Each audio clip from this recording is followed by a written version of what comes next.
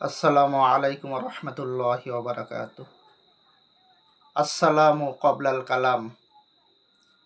আগে সালাম, তারপরে কথা।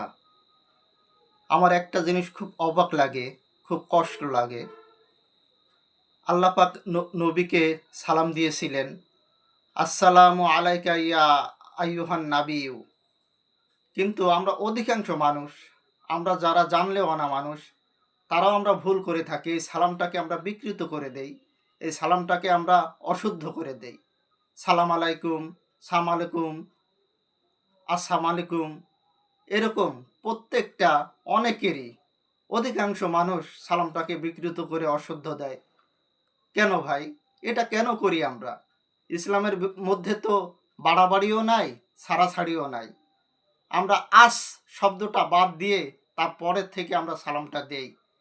তাহলে এটা তো ছাড়াছাড়ি হয়ে গেল ভাই। তাহলে কেন আমরা আজ শব্দটা বাদ দেই? আমরা যদি সালামের সা বাদ দেই, তা শুধু মাল মাল করলে কি সেটা পরিপূর্ণ হবে? কখনোই হবে না ভাই। আমরা অধিকাংশ মানুষই এই ভুলটা করে থাকি। আমি নিজেই অনেকের ভুলটা ধরে দিয়েছি, সংশোধন করে দিয়েছি। তারপরও পরবর্তীতে তারা সেই একই ভুল করে। আমার খুব কষ্ট লাগে ভাই। সালাম অর্থ শান্তি, একটা সুন্দর একটা কথা আল্লাহ এবং আল্লাহ রসুল শিখিয়ে দিয়েছেন আমাদের। সেটাকে আমরা অশুদ্ধ করে, সেটাকে আমরা ভুল করে বারবার অভিশাপ দিচ্ছি মানুষকে, বদদুয়া দিচ্ছি।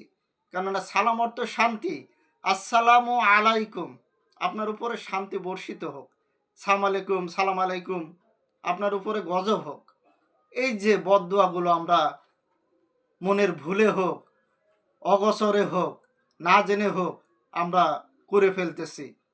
আল্লাহ পাক আমাদের সবাইকে সঠিকভাবে সালাম আদান প্রদান করার তৌফিক দান করুন। আমিন।